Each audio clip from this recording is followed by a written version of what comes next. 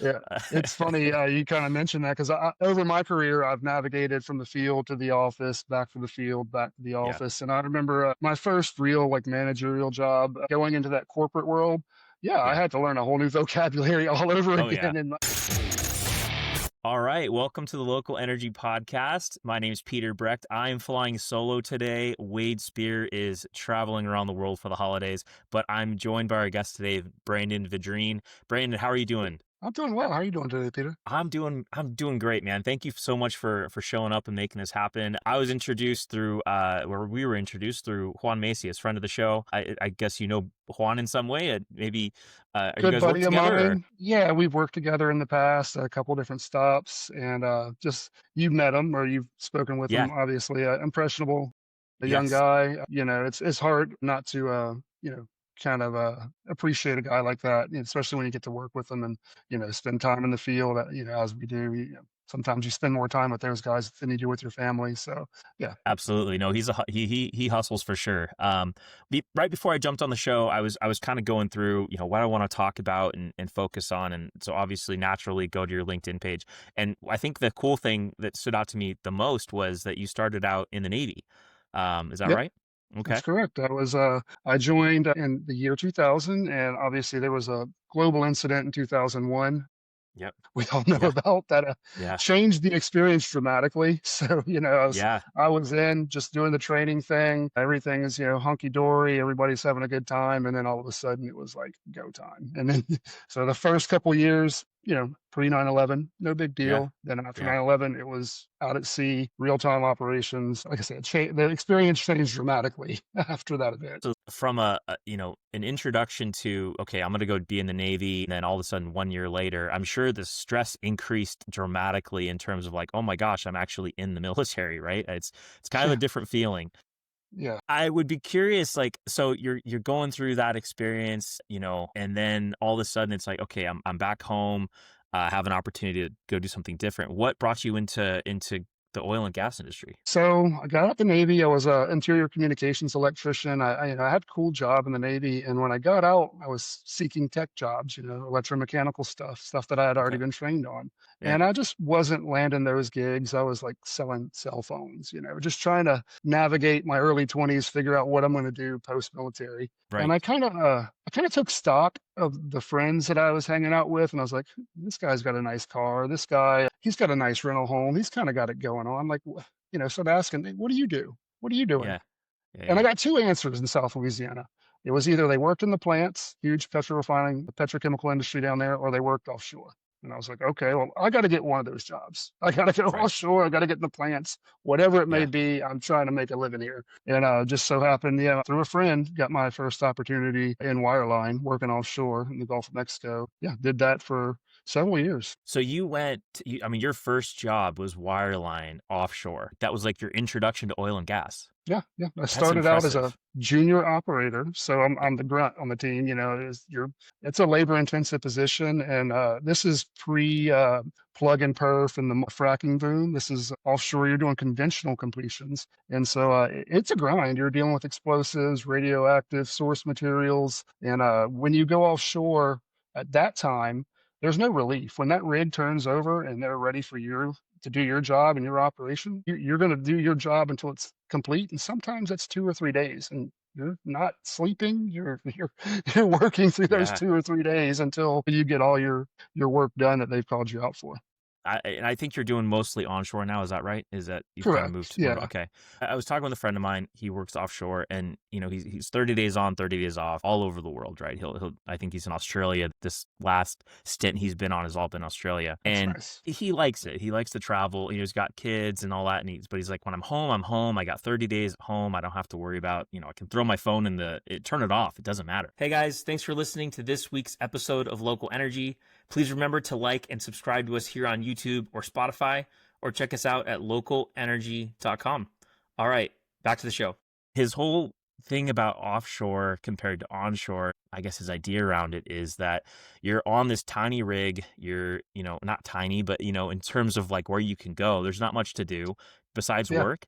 So it sort of feels you kind of become, I don't want to say indoctrinated, but it's almost like you're kind of all become very much like institutionalized almost, right? And I don't know if that's a fair representation or not, but would you agree or disagree with that? That's kind of a fair way of putting it. I mean, your living quarters are usually pretty small, even on the bigger operations. And the way I like to explain it to guys when I'm working, and they're always like, "Oh, I want to go offshore. I want to go offshore." I'm like, "You say Yeah. that, but you don't Yeah. really know." Here's the example I like to give guys: is you have a kind of a rough day offshore. Say maybe you and your coworkers are getting under each other's skin or something like that, and you work your 12 hours or however long, and then you get off. You got nowhere to go, so you're going either to the galley or you're going to the TV room or the rec room, and those same guys that pissed you off all day, they're still there. Yeah. Whereas on Yeah. a land rig, you have a rough shift. You can jump in your truck, you can go roll with the windows down, blast some music. You can kind of get away from the operation and decompress, whereas that's not available to you offshore.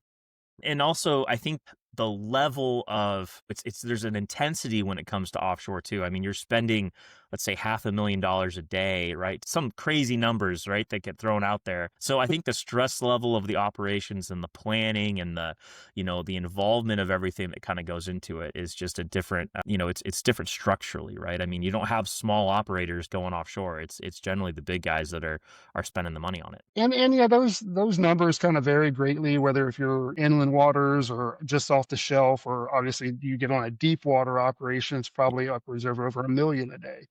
Right. But yeah, there is an intensity because first of all the equipment's bigger. Everybody that works offshore, you're a rigger because everything revolves around the crane. So it doesn't matter what your job is, you're dealing with a crane operator. That's how you move equipment around. Yeah. That you're dealing with bigger equipment, heavier equipment, bigger pressures, like yeah, like as far as wellbore pressures and things like that. So it's a different scene altogether from US land. I mean, the blowout preventers alone are so different. Like You're talking 15K stacks that are 3 stories tall. Yeah, yeah. You don't have that on land. Your typical stack on land is still pretty big. It's 20 foot, but it's also not made for 20-inch conductor casing or something like that right. that they're using offshore. Yeah. Exactly, 100%. So now your day job, I mean, what are you doing now on a day-to-day basis? Your remote automated directional drilling, something along those lines? I was remote and doing automation for several years, and I just had to, the industry is very cyclical, and you got to move around. It's to be a journeyman in this industry, you got to go where the work is. So I recently got out of remote operations and automated directional drilling, so I'm back in the field here in the Northeast. Just working for the major operators here in the Marcellus and the Utica Shale area. Okay. What's activity been like up your way? It's actually been pretty busy up here. I think Okay. Texas has kind Yeah. of seen a decline, whereas natural gas prices have been pretty steady and on the rise for a while now. So Yeah. it's actually not a bad time to be in the Northeast. That's reflective of everybody I've talked to up there. It's like, we're Yeah, busy. I got to FaceTime someone a couple days ago that was on a frac job in North Dakota, and he's like, we're busy, man. Like I'm just one place after another, right? So, yeah. uh, Well, I've been as busy as I want to be, if not yeah, more busy, good. since transitioning back to the field. I'm curious, with holidays coming up, what does your schedule slow down a little bit, or is it like, man, it's just full throttle all the way through, and it is what it No, is? there's no, I mean, you Yeah, occasionally will find an operator that might do what they call a hot stack, and they'll like come to a stopping point and give some guys days off during the holidays, but that's pretty uncommon. I basically conceded Thanksgiving. I'm taking a vacation next week. yeah, And yeah. with the knowledge that when I come back, I'm probably going to be working for Christmas, I gotcha. Yeah.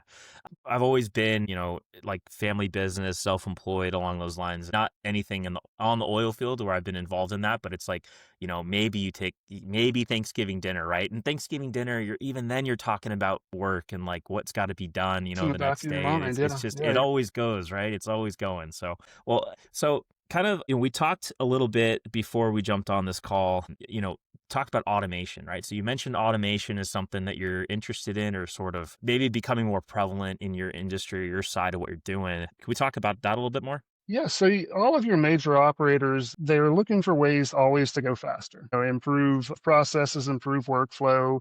And the hardest thing to combat on a drilling rig is the human element because you have usually 4 drillers assigned to that rig that rotate out, and they all might do things a little bit differently, whether that's making connections, whether that's getting back to bottom drilling, or whatever that may be. And through automation, you're able to eliminate some of that human factor, by automating certain processes on the rig. I was working for Neighbors for several years, and Neighbors is kind of a global leader in that respect. They're known for drilling, global drilling contractor, major.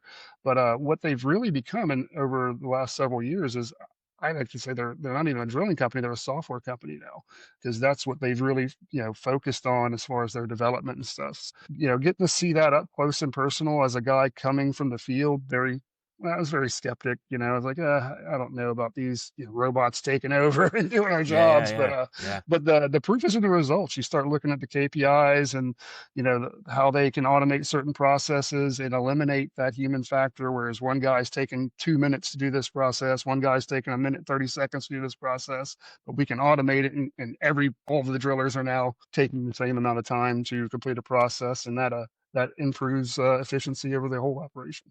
One of the first, man, this was like a couple years ago, but I was talking with my offshore buddy, and he's like, we went from manual pipe tongs now, and you got the iron roughnecks now, and all these like different like little things. At first they sounded kind of like far-fetched, or maybe, oh, no one's going to always use this, but obviously increases safety, increases efficiency. Um, but I mean, when it comes to what you're doing, like when you say automation, what are these systems doing to automate? Is it like learning the pattern of the other three drillers and then helping you sort of follow the same thing? Or how would you say that works in real time? So there's a few different things, just to say, like making a connection. You've drilled down a standard drill pipe, you're ready to make that connection. And so from the process of picking up off bottom, setting the slips, breaking off the top drive or whatever it may be, latching onto the new stand, connecting that, they've been able to automate these processes of making a connection and getting back to Okay. bottom. And so it's not just Yeah.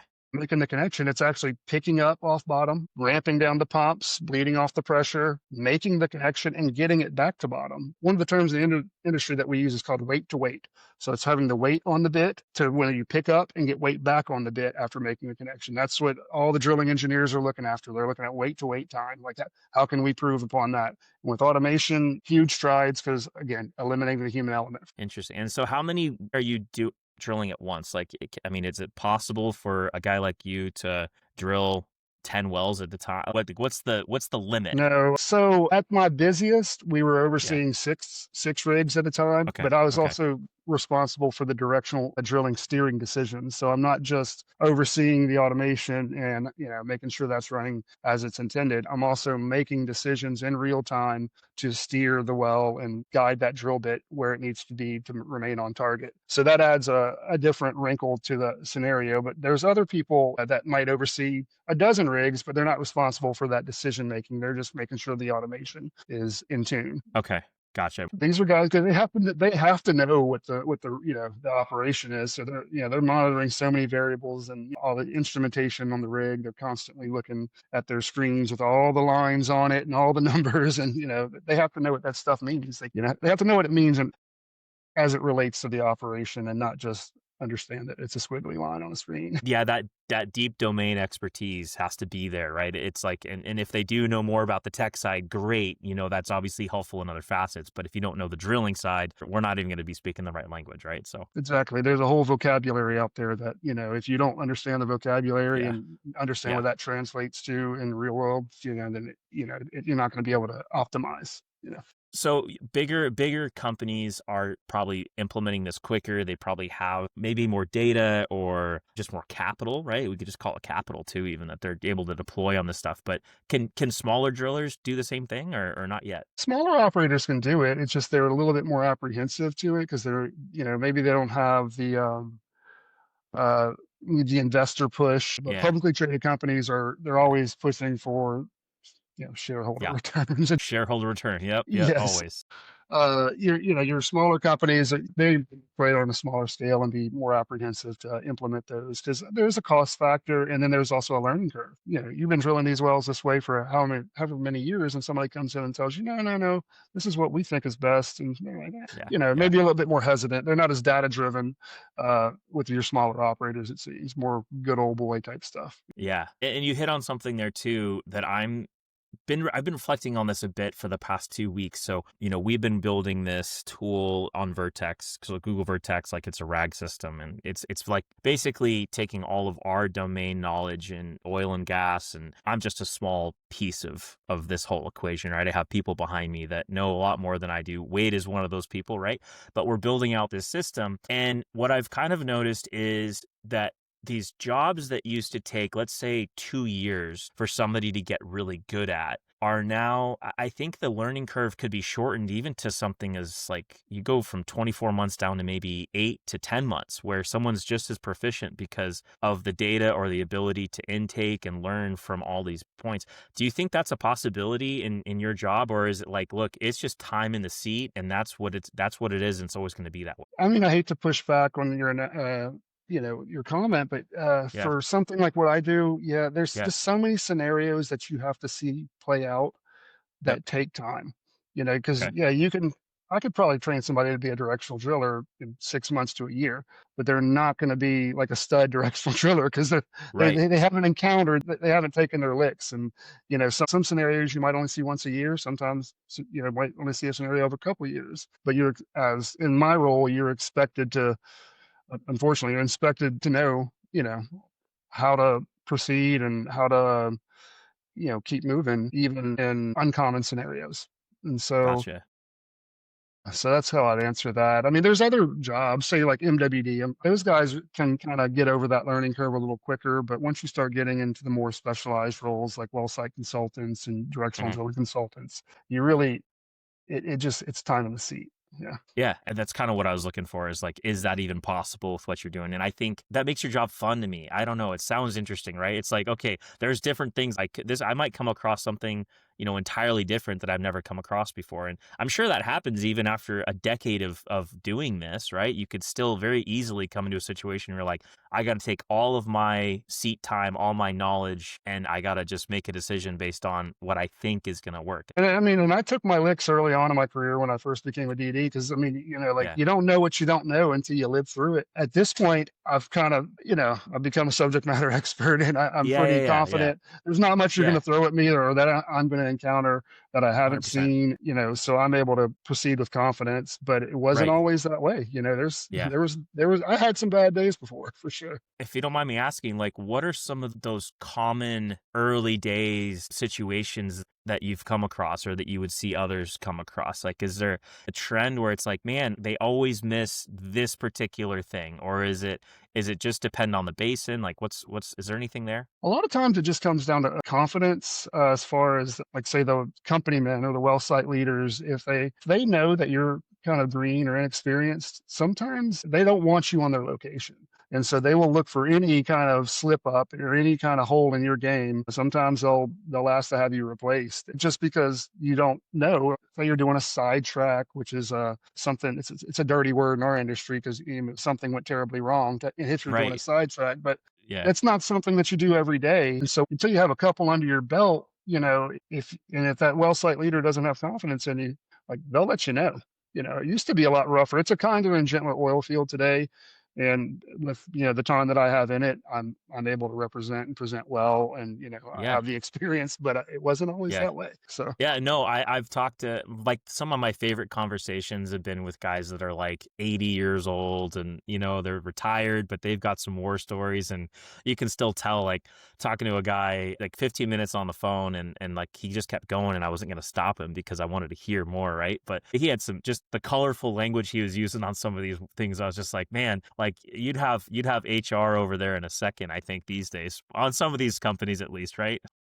it's funny, you kind of mentioned that because over my career, I've navigated from the field to the office, back to the field, back to the office. And I remember my first real like managerial job going into that corporate world. Yeah, I Yeah. had to learn a whole new vocabulary all over Yeah. again. And Yeah. Yeah. you thought you had good soft skills until you get into Yeah. that world, and it's like, Right. no, you got to tone it down. Yep. So, looking at kind of the future of everything, where it's going, I'm curious your thoughts on what do you think we'll be talking about 10 years from today? And I know this is kind of a futuristic question, but what do you think we'll be talking about in 10 years? And do you think it'll be any different really than what we're talking about now? Because it seems like, again, the cyclicality of this industry and just the resilience of the people in it and what we're doing. I mean, it's not like from a process structure, I don't think it's going to change too much, but what do you think? So with your common unconventional horizontal well that is, completed with the multi-stage fracking plug and perf, it's not even really like an exploratory operation. It's become more akin to a manufacturing operation. And I see it going further down that line. We've been demanning the oil field for years, as far as like, the rig count was 2,000 or something back in 2012. Now it's around 500, but they're drilling more wells and more footage than ever before. And that trend is going to continue. They're also going to continue with implementing automation and remote operations, and the amount of men and boots on the ground is going to continue to decline with the demanning. Like I said, it's pretty much become a manufacturing operation, in my opinion. No, that's an interesting way to put it. I hadn't thought about it that way, but that makes sense where they're able to get more out of the resources that are already in place, right? So, well, why not? We drill faster and farther with less equipment, and also, with less men. We drill more than we've ever drilled before, but the rig count is never going to go be beyond 1,000. Have you ever been involved in like a new prospect, a new wildcat, something like that, where it's like we don't know what we're gonna get, but we're just fingers crossed, or has it been more of the okay, we know the area pretty well? Early in my career, when I was still doing the conventional offshore stuff, yeah, there was a lot more uh, uncertainty. But since the horizontal shale boom, that popped off, late 2000s, 2009, 2010, they know where they're going, and they drilled so many. I like to make the joke on site. Yeah, this is a wildcat, and there's 12 other wells right there next to it. Geology. Right. Yeah, Yeah. we like to pick on the geologists, and like they're like weathermen. They're paid to be wrong. Right. They're Yeah. Yeah. they're trying to steer us where to go, but and it's like, hey, we got 10 offset wells right here, and we're still like, Sure. where are we going?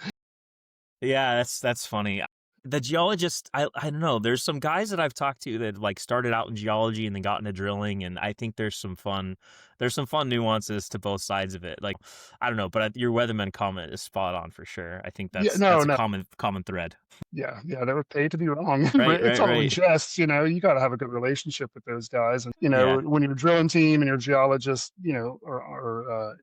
are meshed and gelled, it definitely helps, because they'll listen to our feedback as well too, because we're drilling it, we're seeing how, yeah, the torques or the ROP or whatever the variables are, and they're seeing one thing based on a single data point of, a gamma ray sensor or something, but it's like, well, I think this is where we're supposed to be because of how yeah. it drills.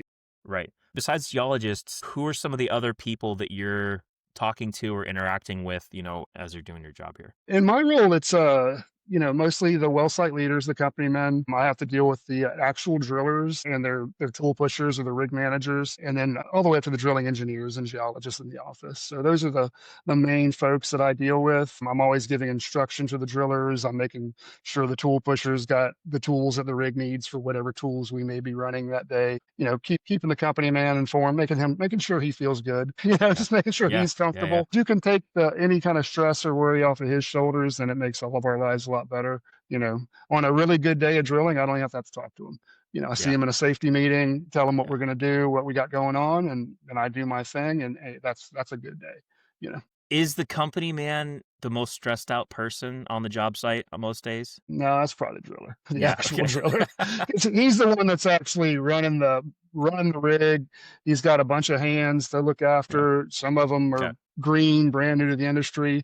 His number one job is to not hurt anybody, and I would say that's the most stressful. The company men can be busy because their biggest headache is truck drivers Mhm. coming in and out all Yeah. day that they don't know what's going on. They're just here to make a delivery, and then they want to bug them at the wrong time or whatever, or get a ticket signed, and it's a lot of busy work, and they have to keep Yeah. records for everything, so they're busy, Yeah. but I wouldn't say Yeah. they're the most stressed.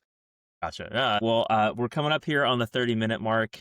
I've enjoyed our conversation. I want to be respectful of everyone's time and your time, but Of course, is where can people connect with you or give us a handoff? And I don't know if you're on socials at all or active, but not really active. But yeah, you can find me on LinkedIn. I'm easy to find there. I don't really do much socials or anything like that. I'm not Yeah, promoting anything. I'm just right. a working guy. I'm just a guy that can give you some industry insight. But yeah, as far as if you've got directional drilling questions or MWD stuff, or I'm always willing to have a conversation and you know, be forthcoming and yeah, frank. Yeah.